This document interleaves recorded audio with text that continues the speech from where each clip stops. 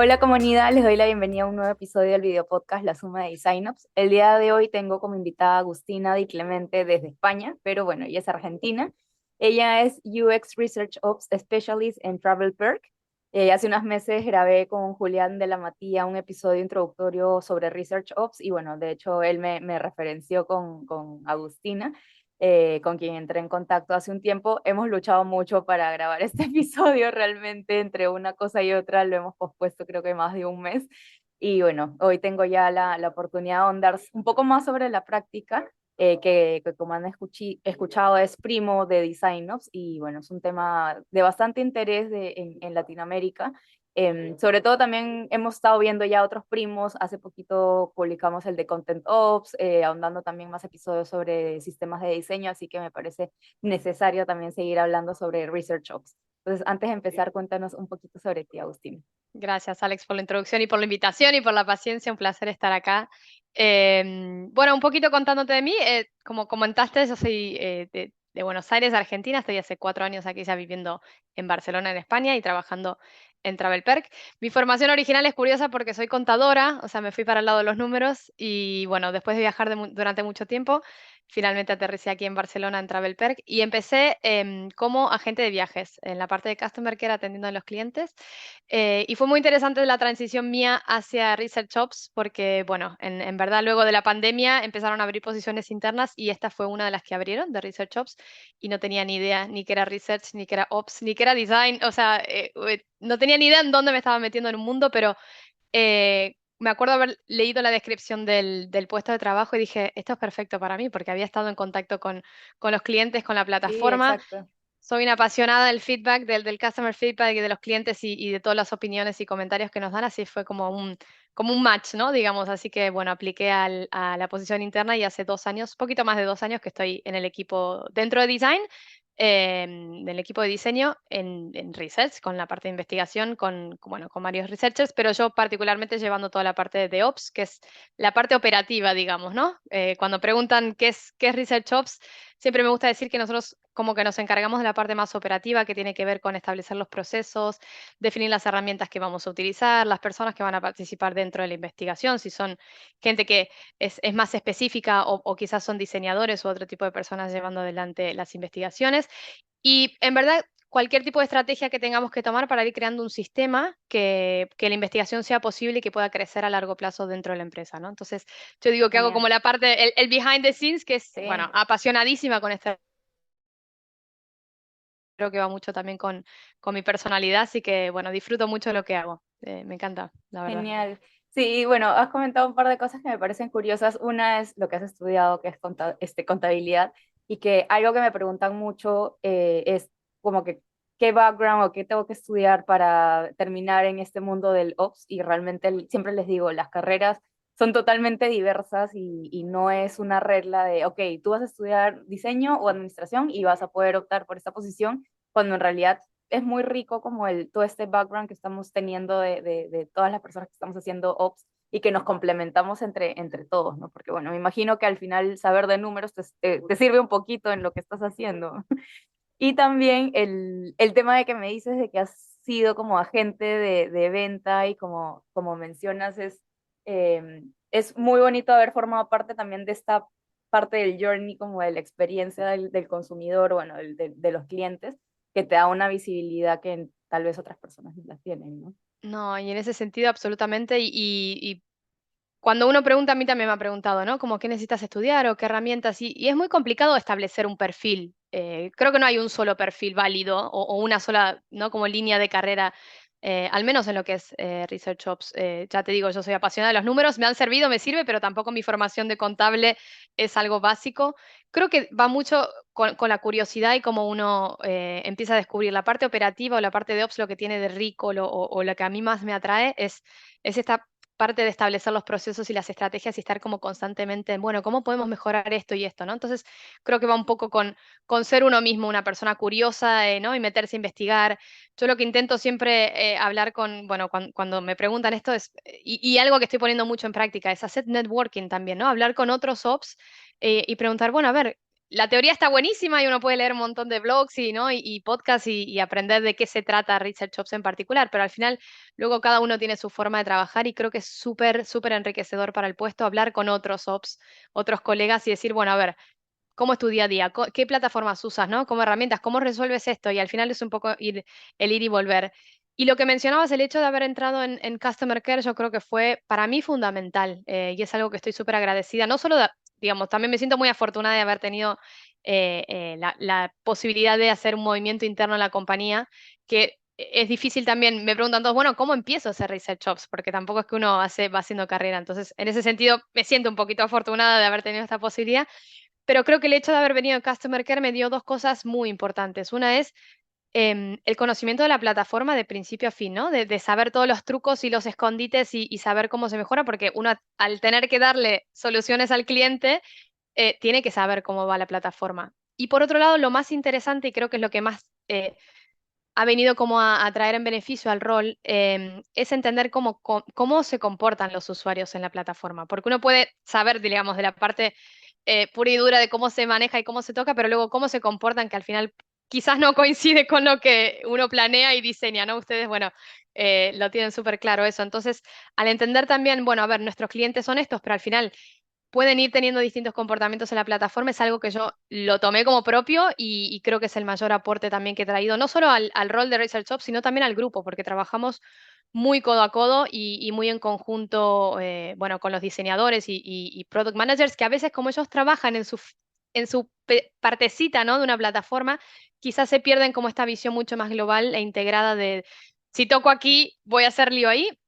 Entonces también me gusta como traer hey, cuidado que, ¿no? Que al final esto es un poco más integral y Sí. tocando algo aquí se puede hacer lío allá. Entonces también creo que fue algo muy positivo que pude traer al equipo de diseño. Sí, qué genial, no, me parece un muy buen como experiencia previa que has tenido y como dices, creo que ningún camino se puede comparar con el otro. Yo he tenido también una experiencia totalmente diferente hasta llegar a Design Ops, así que bueno, cada quien va creando su camino. Así que bueno, Absolutamente. gracias Agus por acompañarnos hoy día, muy entusiasmada por grabar. Ahora sí empezamos. Y bueno, creo que el episodio lo deberíamos empezar otra vez como si bien ya hicimos un capítulo introductorio, tal vez no todos han escuchado ese episodio, pero cuéntanos un poquito sobre qué es este término de Research Ops. Ya nos diste algunos comentarios, pero cuéntanos qué es lo que hace esta práctica bueno, tal vez en Travel Perk, porque es tu realidad y como dices, puede variar y ser diferente con otras empresas, ¿no? Exacto. Y algo que siempre destaco también es, bueno, digamos, descubrí este rol en Travel Perk, entonces es la única experiencia que tengo, no vengo de experiencias previas, entonces es un poco lo que fui aprendiendo de mis colegas. Súper agradecida porque también tenemos un equipo súper talentoso y yo voy como absorbiendo lo que puedo de cada uno. Em, Respondiendo un poco a tu pregunta de qué es Research Ops, un poco te lo comentaba antes, ¿no? Como toda esta parte operativa de planificación y de establecer sobre todo procesos y formas de trabajar. Em, yo digo un poco que es como poner el orden para que luego los researchers o los investigadores puedan realmente realizar su trabajo y enfocarse. En el caso nuestro de Travel Perk, lo que pasó cuando crearon el rol o cuando decidieron abrir esta oportunidad internamente es que, bueno, había un solo investigador en su momento y mucho de las investigaciones las estaban llevando a cabo los diseñadores en principio, bueno, con ayuda de algunos product managers también, pero gran parte las llevaban los diseñadores. Entonces, claro, fue un poco esto de cada uno iba contactando, ¿no? Como podía, al ritmo que podía. Entonces empezaron a detectar un montón de necesidades en cuanto, primero, acelerar el proceso, sobre todo reclutamiento de usuarios, y luego ir estableciendo como estos procesos que te digo, las herramientas o las estrategias necesarias para decir, necesitamos que esto crezca porque se nos está yendo de las manos. Entonces, creo que el rol de Ops, de Research Ops, lo que viene un poco es hacer eso, ¿no? Como a poner este orden y decir, bueno, a ver, entiendo las necesidades que todo el mundo tiene que hacer investigaciones. Vamos a ver cómo lo podemos implementar todos estos procesos o qué mejores herramientas usamos para hacer más eficiente el trabajo. Entonces es un poco eso, ¿no? Como yo digo, a veces centralizar todo en una sola figura que te permita como poner un poco de orden para que este sistema funcione.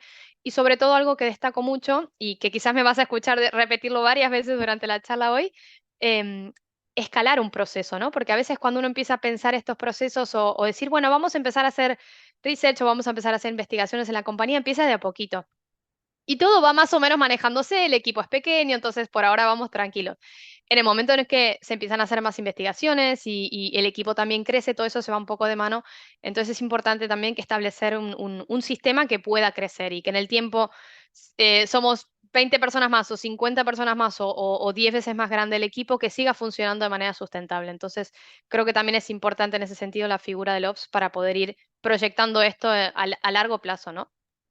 Sí, y algo que también me preguntan es el tema de en qué momento, cuántos diseñadores o cuántos research en este caso deberían haber en el equipo para tener este rol de Ops, pero siempre yo les digo, deberían empezar desde que están chiquitos el equipo, porque no hay que esperar a ser ya 80 personas en el equipo para darte cuenta de esto no lo estandaricé, no lo documenté y cómo ahora voy a seguir escalando las buenas prácticas que hay en un equipo chiquito. Entonces, si no empezamos desde esa parte, cuando ya, o sea, recién empezando el equipo, va a ser muy difícil escalar y creo que esa es una palabra súper clave en Ops, escalar procesos y buenas prácticas. Así que sí, has tocado un tema súper importante y que tal vez equipos pequeños no le ven todavía la relevancia a este rol.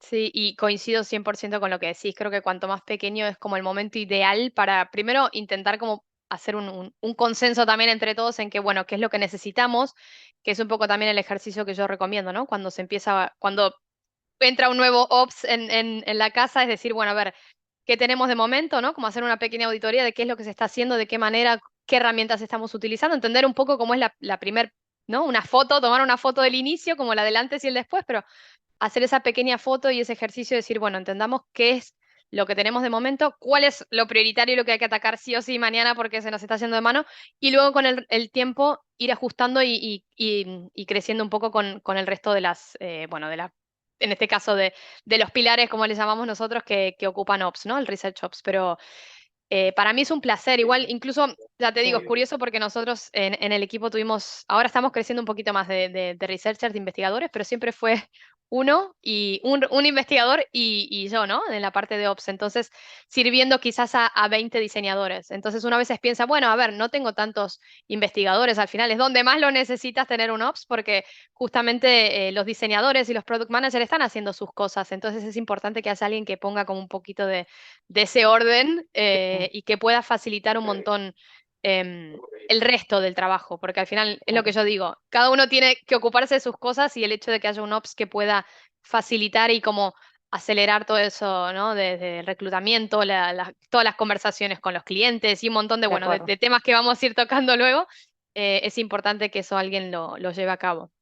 Sí, claro. ¿Y ahorita sigue todavía habiendo solamente un research o cómo está conformado el equipo? Sí, de momento tenemos, gracias a Dios, seguimos creciendo y tenemos dos researchers y un manager y estoy yo también en la parte de Ops, así que somos un equipito de 4. Ya, Pequeñito, genial. pero muy fuerte, ¿eh? Sí, me imagino que sí. Sí, ¿Y qué necesidades ha tenido el equipo como para tener este rol de Research Ops y cómo se han ido organizando? sí, es interesante la pregunta para esto, para como fomentar un poquito o inspirar a otros a ver si coincide con la situación en la que están ellos y necesitan un Ops. Nosotros, lo que te comentaba en ese momento cuando el equipo de diseño decide abrir la oportunidad de Ops, lo que estaba sucediendo que notaron mucho era esto que te decía, que cada diseñador, bueno, un poco iba a su ritmo, ¿no? Como contactaba a los clientes en el tiempo que podía, cuando tenía un break o ay, tengo 2 horas, bueno, mando un email. Entonces, primero que veía muchas trabas en la parte de reclutar a los participantes y una demora, incluso proyectos que no llegan a concluir o a comenzar por falta de participantes. Y otra de las cosas muy importantes y el fuerte reclamo vino por parte de los account managers o los ejecutivos de cuenta, porque en el tipo de negocio en el que estamos nosotros, que es B2B, entonces trabajamos con compañías directas, no con usuarios finales, tienden a ser los ejecutivos de cuenta un poquito más como protectores de sus usuarios, ¿no? Con justa razón, porque al final ellos son los que llevan la relación uno a uno. Entonces empezaron a ver que, bueno, que se contactaba gente que quizás no querían evitar contactar o se contactaba 2, 3 veces a la misma persona o no que se los molestaba, pero quizás se los invitaba 2 o 3 veces para temas, no había mucho control y visibilidad de lo que estaba pasando. Entonces, por un lado, lo que te digo, los tiempos de reclutamiento y de llevar a cabo los proyectos, el tema de cuidar un poco y de proteger a los participantes. temas, te hablo de privacidad y de legales que tampoco se estaban cumpliendo, que es un tema súper importante en Research Ops y que seguro ya vamos a tocar un poquito más adelante.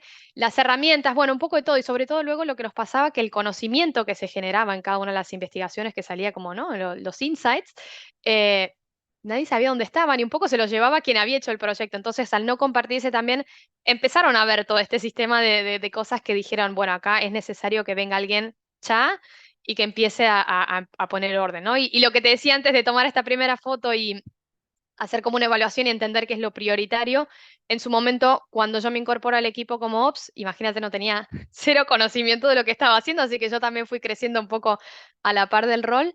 Empezamos lo más fuerte y con lo que nos pusimos, me acuerdo, como prioridad fue la parte de reclutar participantes y establecer un proceso con los ejecutivos de cuenta que pongamos, ¿no? Pongámonos de acuerdo todos a ver qué necesitan ustedes, qué es lo que necesitamos nosotros y llegar a este consenso.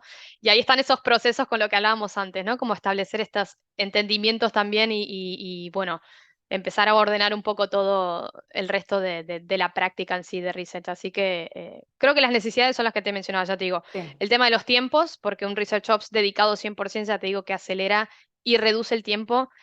Indiscutiblemente, yo me acuerdo cuando entré, me decían, no, que por ahí estamos 2 meses para reclutar, ¿no? 10 participantes y yo quizás sentadita aquí en 2, 3 días o menos, dependiendo del tipo de claro, proyecto, y la gente alucinaba, me decía, ¿cómo sí, haces? sí. Yo no hago magia, a ver, es que hay alguien que está dedicado 100% a esto. O sea que se nota mucho también los tiempos de que se reducen y bueno, lo que te decía antes, todo el tema de la parte de legal y gobernanza y la privacidad, que es súper importante, que también bueno, hay que ir poniendo orden ahí. Así que Sí, eso serían como las cositas que ellos detectaron para decir, bueno, necesitamos un Research Ops, sí o sí. de acuerdo. No, y creo que el tema del tiempo de reclutamiento es un indicador clave que les ayuda a ser mucho más eficiente en todo su proceso. Así que te deben haber agradecido un montón el haber Sí. participado en estas cosas. Y yo Y encantada, imagínate. sí, no, me encanta. Y bueno, ya hablando como seguir ahondando en la parte de Research Ops, ¿cómo ha ido consolidando la empresa, bueno, el equipo en el que tú estás, esta práctica y este rol? ¿Cómo han ido evolucionando? Sí, bueno, un poco lo que te decía antes, el ejercicio que hicimos fue esto, decir, bueno, ¿por dónde empezamos? Porque hay mucho por hacer eh, la researcher que estaba en ese momento, estupenda, que aprendí un montón de ella. Que te diría que todos mis inicios de Research Ops, la verdad que se lo debo a ella porque ella me fue guiando un montón. Entonces, también es siempre importante estar en contacto y lo que digo, ¿no? Ser esta esponja que uno absorbe y aprende y estar abiertos y ser como esta humildad de aprender, ¿no? Porque imagínate que eh, en cierta edad uno dice, bueno, a esta altura que no, uno siempre viene a aprender y hay que estar muy abiertos y ser humildes y aceptar, bueno, todo eso. Así que súper agradecida en esos primeros pasos que me ha guiado. Y te digo, al principio, bueno, establecimos como la estrategia, es decir, la primera necesidad es organizar un poco la parte del reclutamiento de los participantes por el tema de esto, de establecer el proceso o la forma en la que contactamos a los usuarios. Entonces, construimos nuestro propio panel de usuarios. Me acuerdo que en ese momento habíamos evaluado un montón de herramientas que están en el mercado disponibles, pero bueno, al final, entre los costos y los tiempos de implementación y que recién empezamos, decidimos directamente construir el nuestro, así que estamos muy orgullosas. Ha salido un panel espectacular que vamos mejorando un montón día a día. Pero creo que con ese primer paso y lo que comentábamos antes de reducir el tiempo de reclutamiento significativamente, fue como una forma de decir, bueno, a ver, Ops es positivo ¿no? Como empezar a demostrar ese impacto que genera el Research Ops dentro de la práctica de investigaciones. Entonces fue como el primer clic que hicimos decir, bueno, a ver, la primera prueba la pasamos y ahora con qué seguimos. Y bueno, después empezamos, me acuerdo, a poquito a formalizar toda la parte de los incentivos, porque en research, bueno, en las investigaciones siempre en la práctica se sabe que uno como que da un pequeño incentivo a los usuarios por haber participado en las sesiones, que no estaba pasando, también era otra de las cosas que pasaba, ¿no? Cada diseñador contactaba y después no se daba ningún incentivo, entonces fue algo que quisimos establecer desde un principio, es decir, bueno, a partir de hoy, literalmente, empezamos a dar incentivos y empezamos también a formalizar bueno, a ordenar toda la parte y gestionar toda la parte de los incentivos, que era muy importante. Otra de las cosas que pusimos en orden también fue decir, bueno, a ver, hagamos una lista o una librería de todos los proyectos que se han hecho y empezamos a compartir todo el conocimiento porque si no está perdido ¿no? Por las nubes, como decimos. Y claro, la gente quizás se va de la compañía, entonces todo ese conocimiento se lo llevan y se pierde, entonces también era importante empezar a poner y documentar todo esto, ¿no? Y después todo lo que tiene que ver con la parte de promocionar y transmitir el valor, no solo de la práctica de research o de investigaciones, sino también del ops dentro del research, dentro de la empresa, porque al no ser una empresa con muchos researchers y estar como una práctica demasiado madura, también tuvimos toda una parte como de evangelización y de empezar a promover un poco dentro de la compañía, de decir, bueno, tenemos un equipo, escuchamos a los usuarios todo el tiempo, nos dedicamos 100% a esto y con todo este feedback, mira, implementamos un montón de mejoras en la plataforma. Así que te diría que esas fueron como la línea de tiempo de las pequeñas cosas que nos fuimos ocupando al principio. Después, lo que te digo, siempre se va hasta el día de hoy. A mí particularmente me apasiona esto del Ops, que uno va mejorando, ¿no? Como que uno dice, bueno, a ver, ya creamos el panel, estoy tranquila. No, no. Hay que seguir, ¿eh? El Ops nunca termina y seguir poniendo, bueno, automatizaciones o mejoras. Y creo que eso es lo que más me apasiona también del rol, ¿no? Estar como en constante ahí pensando cómo se puede mejorar esto y hacerlo más eficiente. Así que sí. Sí, es una práctica en la que no te aburres porque siempre hay algo que hacer e incluso algo que ya tú habías mejorado antes, dentro de 6 meses, tal vez otra es la necesidad, otro es el uso, y bueno, hay que seguir mejorándolo, así que es algo Exacto. de nunca parar, de no aburrirse.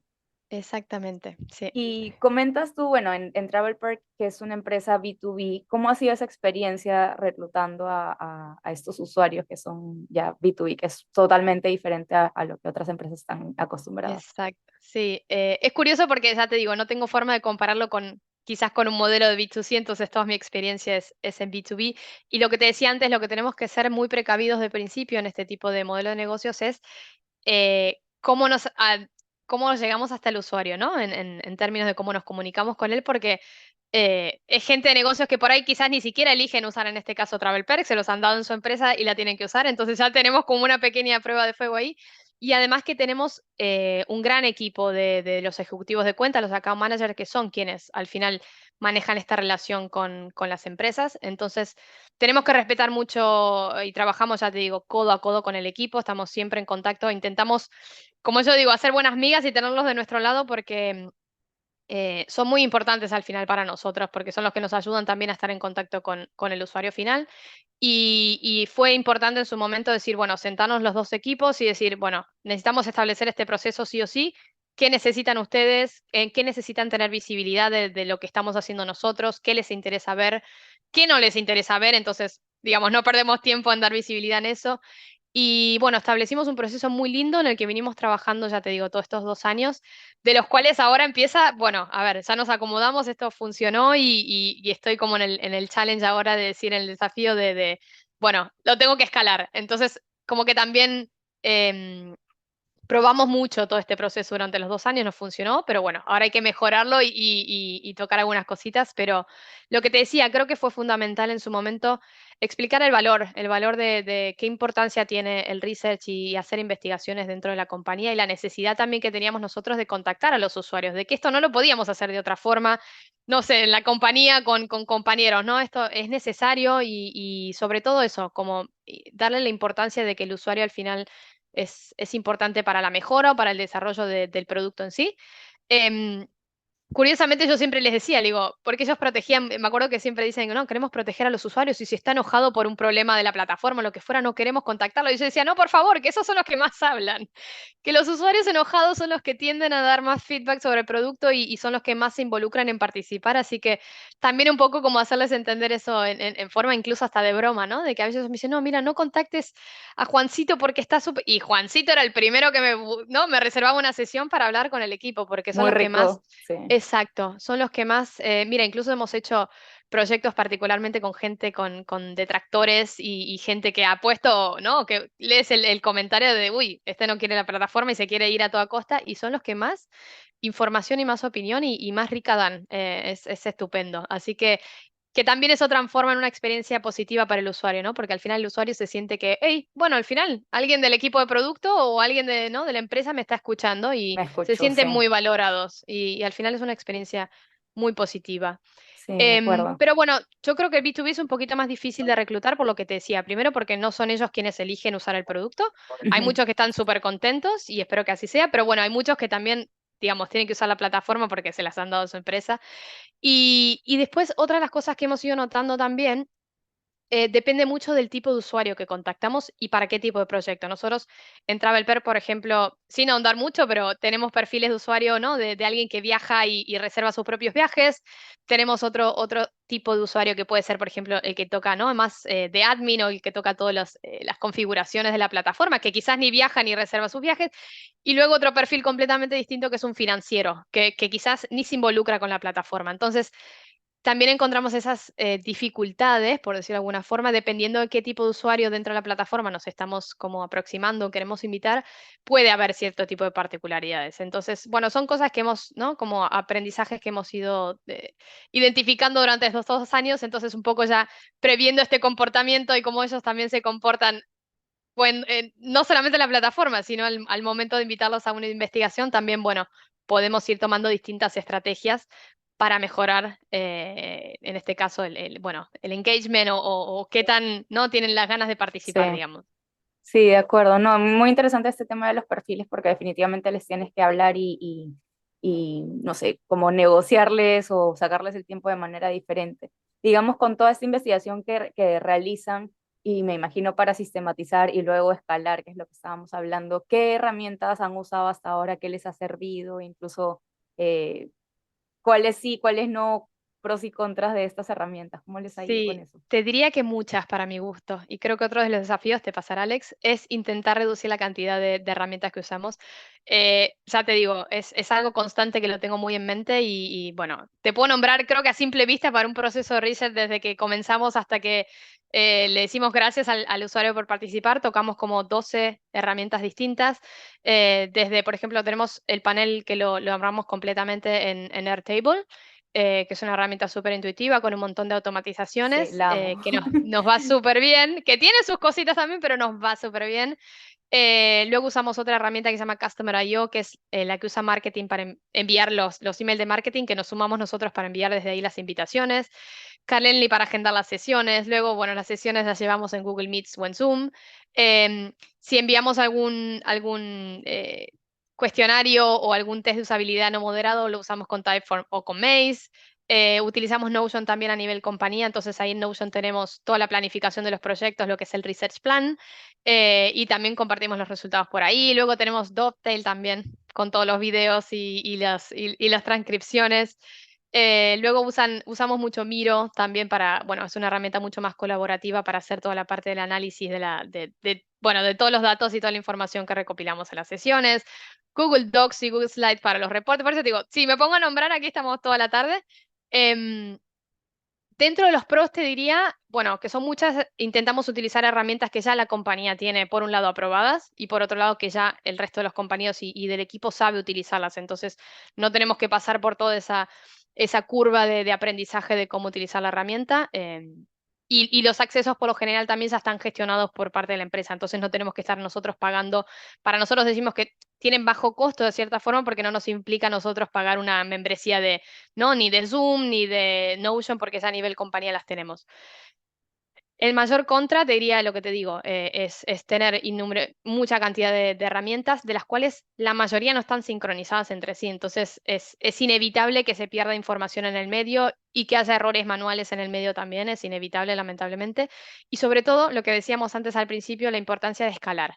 Em, entonces también es el hecho de que a veces o pagamos una membresía pequeña por uno o dos usuarios y luego a medida que el equipo crece te queda pequeña la membresía, entonces hay que estar pensando, uy, bueno, esto será en un futuro más dinero de más membresías y accesos, o sinceramente herramientas que para la necesidad del equipo y del tipo de investigaciones que se está llevando a cabo empiezan a haber limitaciones. Entonces, yo lo que siempre recomiendo es, primero, por un lado, cualquier herramienta que evaluemos, siempre mirarla con el equipo de IT y con la parte legal para asegurarse de que sean herramientas seguras, es fundamental.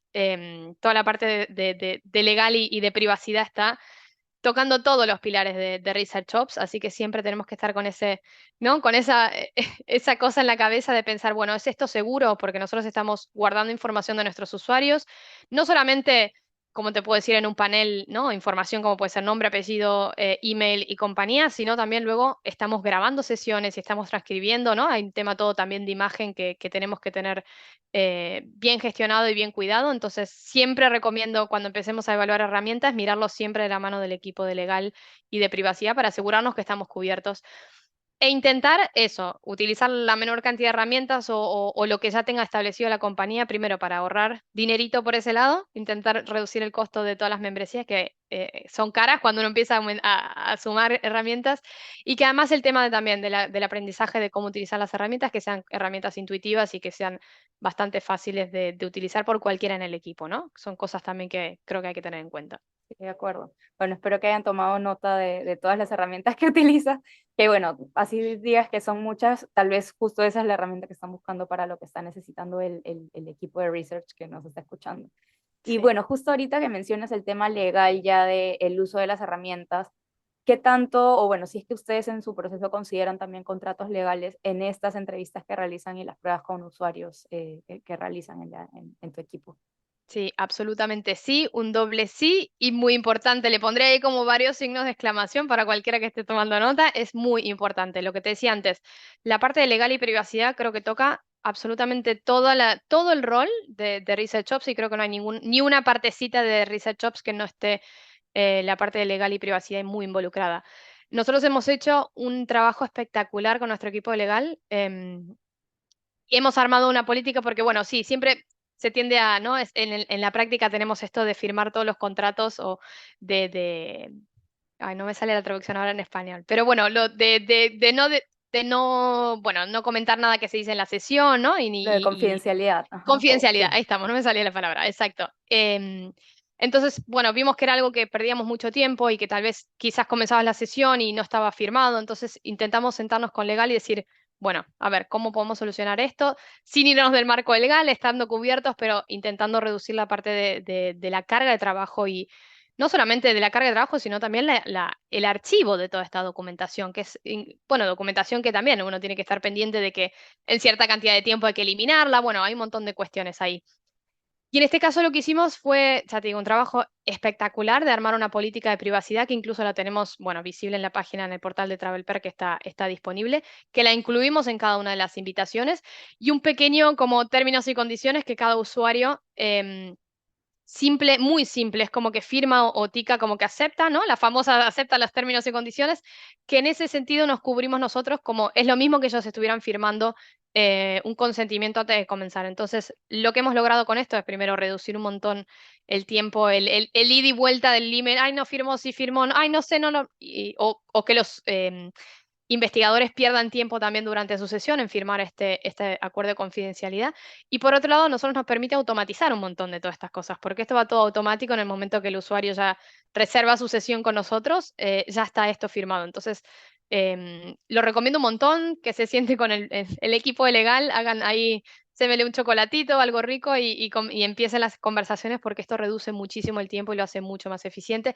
Y te cubre, o sea, te asegura que el 100% de los usuarios entrevistados o que respondan un cuestionario o hagan un test de usabilidad no moderado, estén bajo estas condiciones y estén al final como firmando este consentimiento, ¿no? así Y es. bueno, lo que te decía antes también, no solo de la parte legal, pero con el equipo de IT o el equipo de tecnología también, evaluar todas las herramientas que trabajamos siempre, y asegurarse de que sean seguras para, bueno, esto para recopilar y para almacenar toda la información de nuestros usuarios que recolectamos todo el tiempo. Claro, sí. Y aparte de lo que es legal y tecnología, como mencionas, ¿qué otros stakeholders se han visto involucrados en todo el proceso y cómo los han ido gestionando también? Sí, es curiosa la pregunta y me río un poco porque una vez piensa, dice, bueno, yo estoy en el equipo de research, voy a trabajar solo con researchers. Y luego cuando empiezas a trabajar te das cuenta que tienes que hacerte buenos amigos por toda la empresa, porque al final trabajas con muchísima gente. Y creo que también es algo muy enriquecedor del rol, ¿no? Que al final no estás solo limitado a research. Primero y principal porque, bueno, obviamente está ubicado dentro del equipo de research, pero nosotros trabajamos mucho con los diseñadores y muy codo a codo también con los product managers en definir toda la parte del plan de investigación que vamos a llevar a cabo, de la técnica. Entonces, toda la parte de la preparación, que es súper interesante. Em, Lo que te comentaba antes, trabajamos muy de cerca también con los ejecutivos de cuenta, los account managers, en dar visibilidad de, bueno, estamos haciendo estos proyectos. Hay veces que ellos tienen gente igual, incluso usuarios para recomendar, ¿no? Y me dicen, ay, mira, tuve una charla el otro día con tal de tal empresa que quiere hablar sobre este tema, entonces aprovechamos también esa sinergia de decir, bueno, mándamelo, entonces hacemos como el win-win, ¿no? Tú te lo sacas de encima y yo por otro lado lo entrevisto, que me viene bárbaro. Entonces trabajamos muy, muy codo a codo con ellos para esto. También es nuestra forma como de agradecer y decir, mira, esto es nuestro trabajo, esto es lo que estamos haciendo. Em, y luego hay un montón de otros departamentos que uno a veces piensa que no va a trabajar con ellos porque no tiene nada que ver, pero sí. Bueno, Customer Care en nuestro caso un montón también porque trabajamos, tenemos uno de los equipos que se encarga pura y exclusivamente a mejorar procesos, ¿no? Hacen como que sus usuarios son los agentes nuestros de Customer Care, de atención al cliente. Entonces, bueno, también trabajamos muy, muy cercano a ellos, que es un placer porque además tengo un montón de amigos ahí y siempre utilizo mis influencias para atraer gente de Customer Care. Pero luego, curiosamente, también empezamos a hacer un trabajo muy lindo con la gente de ventas. Y de hecho nos metimos, yo me acuerdo que había hecho un vídeo para hablar un poquito del valor de research y cómo es la práctica y cómo la llevamos a cabo. Y lo logramos meter en el onboarding de toda la gente que comenzaba en la compañía en ventas. Entonces fue una forma también nosotros de explicar, primero, tenemos este equipo y hacemos este trabajo con nuestros usuarios, pero al final creo que también es como una buena herramienta de ventas para el equipo de ventas, porque al final si tú como vendedor le dices, mira, tenemos un equipo, además de todo lo que tenemos un equipo de research que lleva a cabo investigaciones con nuestros usuarios y todas las mejoras de la plataforma son en base a nuestros usuarios, creo que también es algo muy interesante de comentar, ¿no? Entonces, bueno. Vimos como la beta también ahí de ir evangelizando un poco con el equipo de ventas y también lo hicimos. Y muchos también tenemos nosotros un departamento de community, que es quien se encarga de toda la parte de comunicación interna en la compañía y los eventos. Y bueno, tenemos un ritual todos los viernes también en TravelPerk que se llama End of the Week, que charlamos como de todo, a nivel compañía, ¿no? Que se charla y se conversa de todas las cosas que van pasando. Y también es como un lugar nuestro de publicidad, de decir, bueno, estos somos nosotros, esto es lo que estamos haciendo y de seguir como pasando el mensaje de que research es importante. Entonces, ya te digo, uno a veces piensa que va a trabajar solo con researchers y totalmente no, hay que hacerse amigo de todos, ir con buenas vibras y eso, como yo digo siempre, ir buscando aliados porque al final uno trabaja con muchísima gente en la compañía y es un placer porque de todos vas aprendiendo ahí un poquito. Sí, sí, claro. No, me siento por ese lado como muy identificada porque como designops también uno cree o piensa que solo vas a estar con los líderes de diseño, con los diseñadores, pero en realidad tienes que hacerte amigo de toda la empresa porque algunas iniciativas tienen mucho que ver con talento, con operaciones, con IT, o sea, diferentes personas, ¿no? Y es importante saber en qué momento involucrarlos, porque si no, podría ser muy tarde, luego, cuando ya estás muy avanzado. Y bueno, como para ya ir como casi terminando el episodio, ¿qué recomendaciones les podrías dar a quienes están pensando montar un research shop en sus empresas o considerar este rol en sus equipos? Sí, bueno, muchos ya lo hemos ido hablando durante esta hermosa charla, pero como para hacer un resumen, primero, que no necesariamente necesitamos tener un equipo muy grande, creo que es cuanto antes empecemos mejor, incluso lo que te comentaba antes, con casos de equipos sin incluso tener researchers o gente, digamos, específica que sepa de la materia y se dedique a hacer las investigaciones, porque alguien las tiene que hacer, por más que sean los diseñadores o los product managers que estén, digamos, que no sean tan especializados en el área, pero que igual la estén llevando a cabo, es importante que el Research Ops pueda como desbloquear bueno, primero, asesorarlos en todo el proceso de planificación y de descubrir la técnica y qué metodología utilizar, pero luego como ir ¿no? estableciendo estos procesos desde el inicio, digamos. Lo que decías recién, cuanto antes mejor, ¿no? Y luego un poco también lo que te comentaba antes, creo que es importante y es necesario mirar primero las necesidades del equipo, ¿no? Cuando un Research Ops se incorpora a decir, bueno, a ver, ¿dónde estamos parados? ¿Qué es lo que tenemos? ¿Qué es lo que se está haciendo bien? ¿Qué es lo que la gente no está de acuerdo o no? Ir escuchando, como digo yo, hacer el research propio, la investigación propia con nuestros compañeros y decir, bueno, ¿qué te funciona? ¿Qué no te funciona? ¿Qué herramientas te gustan? ¿Con cuál te sientes más cómodo? ¿Cuál sientes que podemos dispensar de ellas también? Eso, como tomar esa primera fotografía, entender dónde estamos parados y cuáles son las prioridades, digamos, lo que hay que atacar sí o sí primero como prioridad y luego ir tomándose el tiempo de mejorar lo que sigue. Ir poco a poco también, porque aún uno a veces quiere como tocar los 20 pilares de Research Ops al mismo tiempo y es imposible. Entonces es mejor ir enfocándose de a poquito y decir, bueno, no, este trimestre mejoramos esto, que seguro va a salir, luego vamos como de a poquito atacando el resto de las cosas. Y clave, clave, clave, lo que venimos hablando desde el principio, pensar en procesos y herramientas que escalen a largo plazo. Hay cosas que nosotros de momento no las podemos ver porque decimos, somos un equipo pequeñito o no estamos haciendo muchas investigaciones de momento, no importa. Pensar si esto lo que estamos estableciendo y creando en este momento nos funciona igual si el equipo crece 10 veces lo que somos ahora. O si hacemos, en vez de 5 proyectos de investigación, hacemos 50 al mes. Entonces, siempre mantener esta mentalidad de pensar en grande, porque al final nos va a traer, nos va a quitar un dolor de cabeza en el futuro cuando el equipo crezca, de decir, uy, tengo que revisar todo porque esto ya lo que hice no me sirve. Creo que es fundamental eso de pensar a largo plazo. Y luego documentar todo lo que más se pueda, porque también, bueno, yo soy muy fan de intentar documentar y dejar todos los artículos, ¿no? Y las guías de cómo hacer. Porque hoy yo puedo estar, mañana puedo no estar, o mañana se incorpora otro Research Ops, y es importante que todo eso esté documentado y que la gente cuando se va, no solamente de mi trabajo, lo que hablábamos antes, ¿no? De los reportes o de todo ese conocimiento que se genera en todas las investigaciones. Importante documentarlas, porque al final la gente se va y el conocimiento se va con ellos. Em, entonces es importante tener documentado y en algún lado con fácil acceso y que todo tenga, digamos, que toda la compañía tenga acceso a lo que estamos, en lo que estamos trabajando y los datos de toda, que vamos también recolectando en las investigaciones. Sí, o sea, las cosas que has comentado es increíble como ese mindset o sea, que tenemos similar entre Research Ops, entre Design Ops, entre también, como te digo, que he estado grabando Content Ops, de similar la forma de pensar que tenemos para seguir ayudando al equipo y sobre todo entendiendo cuáles son las necesidades que ellos tienen, porque como tú dices, de nada me sirve agarrarme un framework que está muy bonito y eso es lo que la teoría me dice, los expertos, pero realmente no aplica para mi empresa. Entonces, ese entender, acercarnos y empatizar con el equipo es súper clave. Sin eso no podemos empezar nada. Y te hago, bueno, la última pregunta, que es la común en todos los episodios, que es qué skill, conocimiento, actitud recomiendas que deba tener en cuenta estos ops para afrontar los retos que hoy en día has visto que tienen los equipos de diseño, bueno, de research también. Sí, has mencionado algo súper clave recién, ¿no? De esto de también, de que a medida que crece el equipo para mí yo creo que es importante tener un especializado en Ops. En este caso, bueno, yo hablo de mi chiringuito que es Research, pero te pasará también a ti, Alex, en Design, ¿no? De aquel final que yo creo que es muy necesario. Y yo me siento privilegiada también estar en una compañía que piense en tener este tipo de posiciones, que son un poco más como de lujo, ¿no? A veces no todas las empresas lo tienen y me siento afortunada de que podamos ponerlo en práctica.